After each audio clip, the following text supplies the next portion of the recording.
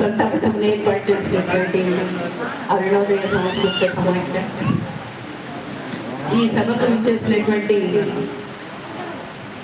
మిత్రులందరికీ కూడా ముందుగా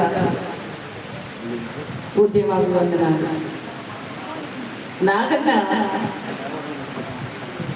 ఒక ఉద్యమంలా ఒక గ్రామం నుంచి, ఒక కుగ్రామం నుంచి మొదటి అరుణోదయ సాంస్కృతిక సభ్యుడైనటువంటి శ్రీపాద శ్రీహరి స్ఫూర్తితో శ్రీపాద శ్రీహరిని అత్యవసర కాలంలో రామనరసయ్య గారితో పాటు కాల్చి చంపేసినప్పుడు ఆ స్ఫూర్తితో ఉద్యమం వైపు చూశారు నాగన్న.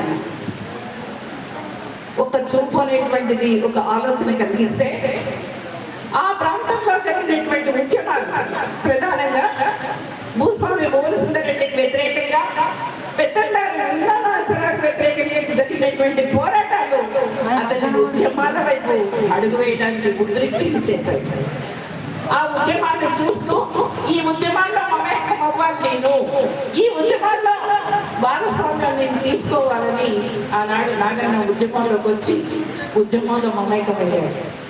గత 48 సంవత్సరాల్లో నాగన్న 100 మంది కళాకారులు తయారు చేశారు. చాలా వరకు చాలా మంది చాలా రకాలుగా కూడా బయట చాలా మాట్లాడుతున్నారు. ఈ 100 కళాకారులు, అందులో ప్రధానంగా ఇవాళ ప్రధానంగా మనం ఇంతకుముందు మాట్లాడినటువంటి యశ్పాల్ కావచ్చు, శక్తి కావచ్చు, జయరాజు కావచ్చు, వీళ్ళందరూ కూడా నాగన్న చేతిలో ఎదిగినటువంటి వాళ్ళు. వీళ్ళు కాకుండా ఇవాళ పాటలు వచ్చాయి, 100 పాటలు వచ్చాయి. కానీ పాట పుస్తకం వెయ్యాలంటే ఎన్ని వేయగలరు వాడు మాత్రం. చాలా సమస్య ఏంటి, వాళ్ళు మాట్లాడినాక కూడా చాలా సమస్య ఉంది. కానీ నాగన్న కోరుకునేటువంటిది ఏంటి, తన జీవితం మనకు చూపిస్తున్నటువంటిది ఏంటి, చివరి వరకు కూడా ఎక్కడ లొంగకుండా క్రమశిక్షణయుతంగా కళాకారులు ఎదగాలి, నిలబడాలి అనేటువంటిది ఆయన కోరుకున్నాడు. చెప్పారు ఇంతకు చాలా మంది, ఆయన ఎంత నిబద్ధతగా నియమాలతో నిలబడ్డాడు అనేటువంటి విషయాన్ని నేను ప్రత్యేకంగా పేర్కొనక్కర్లేదు.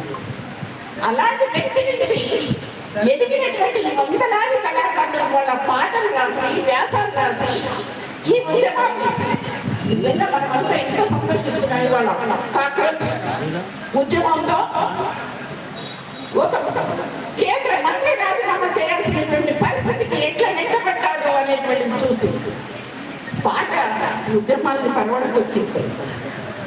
పాట ప్రజల్ని ఉత్తేజితం చేస్తుంది. ఇంతమంది కళాకారులు, ఇన్ని వేల మంది, ఈ 100 మంది, ఈ కళాకారులంతా ఈ ఉద్యమాల వైపు చూస్తే, ఈ ఉద్యమాలకి నాగన్నలా నిబద్ధులైతే ఈ సమాజం మారదా, ఈ వ్యవస్థ మారదా, మనం కోరుకునేటువంటి వ్యవస్థ రాకుండా పోతుందా? ఇది మనం ఆలోచించాల్సినటువంటి విషయం. ఇక్కడి నుంచి వెళ్ళాల్సినటువంటి సందేశం కూడా అదే. నాగన్నని ఆదర్శంగా తీసుకోవాలి. ఆయన స్ఫూర్తిలో మనం ఈ పాటలు, ఈ వ్యాసాలు రాసినటువంటి వాళ్ళ అదే నిబద్ధతతో జీవించగలగాలి. అదే నిబద్ధతలో మనం ఉద్యమాల వైపు ఉండాలి అనేటువంటిది కలిగి ఉంటే ఈ వ్యవస్థ మారడానికి పెద్ద ఆటంకాలు ఏముండవు, చాలా త్వరగానే మారడానికి అవకాశం ఉంది.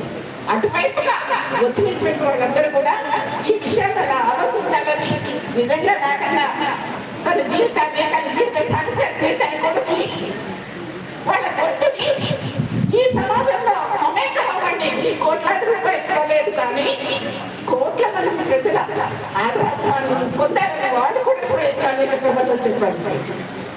కోట్లాది మంది ప్రజల ఆగ్రహాన్ని పొందడం అనేటువంటి గొప్పది, కోట్ల రూపాయలు పొందడం గొప్ప కాదు అనేటువంటిది నాగన్న ఆశయం ఏదైతే ఉందో ఆ ఆశయాన్ని మనమందరం కూడా కొనసాగించాలనేటువంటిది కోరుకుంటూ నాకు ఈ అవకాశం ఇచ్చినటువంటి అరుణోదయ సాంస్కృతిక సమాఖ్యకు ధన్యవాదాలు.